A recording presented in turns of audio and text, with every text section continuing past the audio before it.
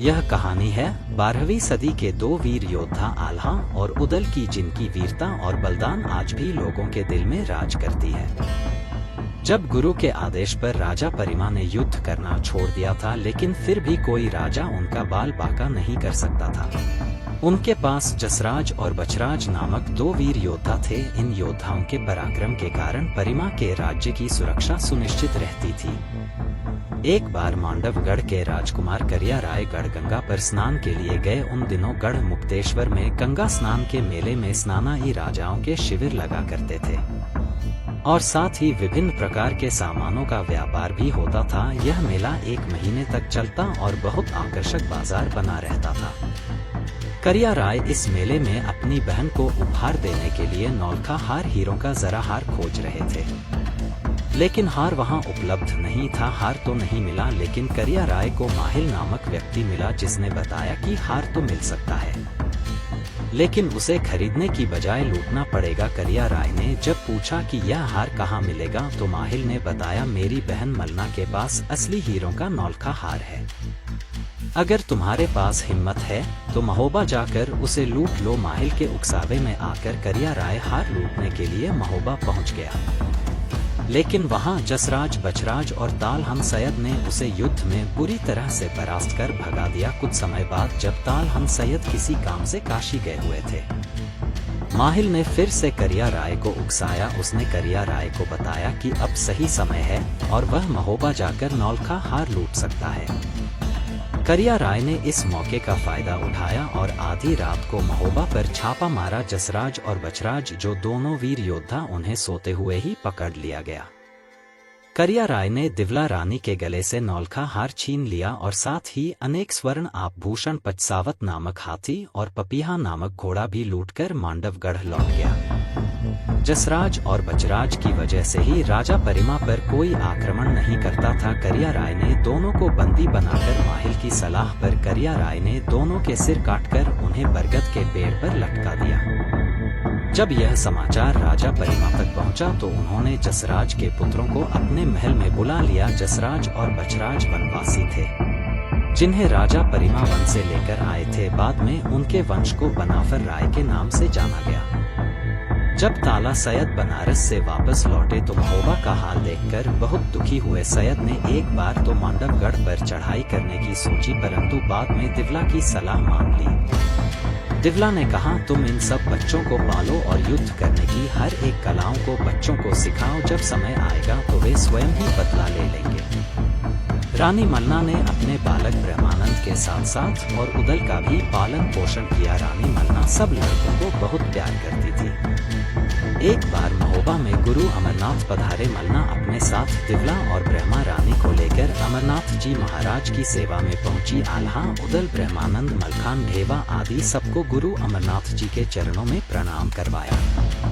रानी ने कहा, आप इन्हें अपना दास जानकर अपनी शरण में लेकर आशीर्वाद दीजिए। गुरु अमरनाथ जी ने आल्हा की पीठ ठोकते हुए कहा, सदा विजय रहोगे, सभी बड़े योद्धाओं पर विजय प्राप्त करोगे।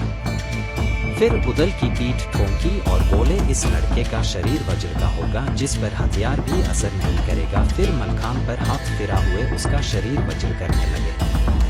तब ब्रह्मानंद ने कहा, महाराज आप शिष्यों के पाँव ना छुए। गुरु अमरनाथ जी ने कहा, रानी इनकी सारी काया वज्र की हो गई, बस पाँव रह गए। यदि पाँव के तलवे में शस्त्र लग गया तो यह नहीं बचेगा। फिर ब्रह्मानंद और सुलिक पर हाथ फेरा। मलखान, ब्रह्मानंद के तो पाँव में जन्मजात पद्म का चिन्ह है, उसके फटने से पूर्व उसे कोई नहीं मार सकता। सातों लड़के ताला सैयद से युद्ध कला सीखने लगे।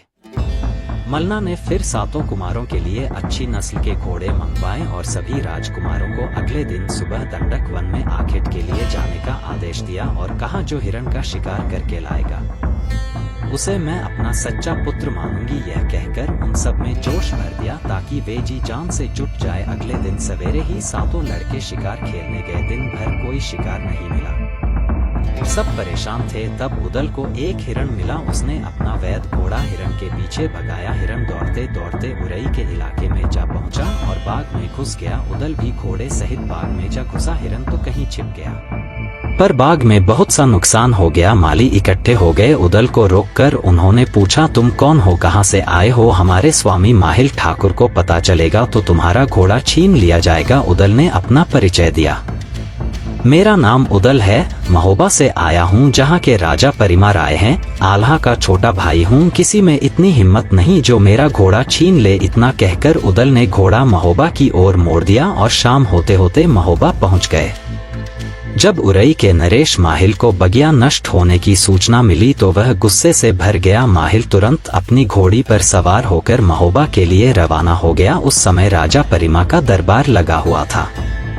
राजा ने माहिल का हालचाल पूछा, लेकिन माहिल ने उदल की शिकायत शुरू कर दी। उसने कहा, उदल अगर इतने बहादुर हो गए हैं तो क्यों ना मांडवगढ़ जाकर युद्ध करते, जहां करिया राय ने 10 सराज और बचराज का सिर काटकर बरगद पर लटका दिया था। वह तुम्हारा धन माल और नौल का हार लूट कर ले गया था, फिर बार बार उरई में आकर क्यों उत्पात मचाता है? राजा परिमा बोले, माहिल, जो भी हानि उदल ने पहुंचाई है मैं उसका दुगुना धन एवज में देने को तैयार हूँ, लेकिन मांडवगढ़ की बात मत करो। यदि उदल के कानों में यह बात पड़ गई तो वह तुरंत मांडवगढ़ पहुंच जाएगा। उदल को मरने से डर नहीं लगता। हम जब ठीक समझेंगे तब करिया राय से निपट लेंगे। तब तक उदल के कानों में यह बात पड़ ही गई। वह दरबार में आ धमका और बोला, दादा मुझे बताओ, यह मांडवगढ़ का करियारा कौन है? हमारे पिता और चाचा की खोपड़ यहाँ कहाँ टंगी है? जल्दी से सारी बात बताओ। परमाल ने बात बदलते हुए कहा, पैरागढ़ की लड़ाई में तुम्हारे पिता रण में मारे गए थे। उसी गढ़ का दूसरा नाम सिलहट है।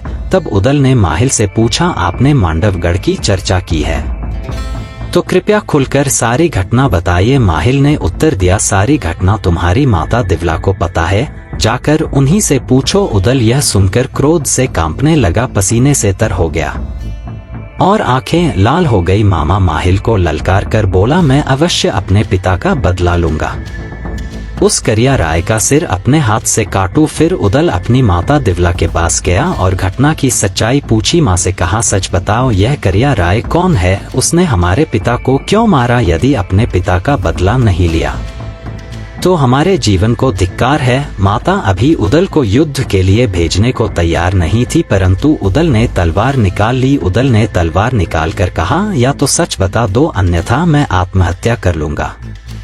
तब विवश होकर दिवला ने बताया, मंडोर का राजकुमार करिया राय महोबे पर आधी रात को चढ़ाया। इससे पहले भी वह आक्रमण करने आया था। तब तुम्हारे पिता चाचा और तालहन ने मारकर भगा दिया था।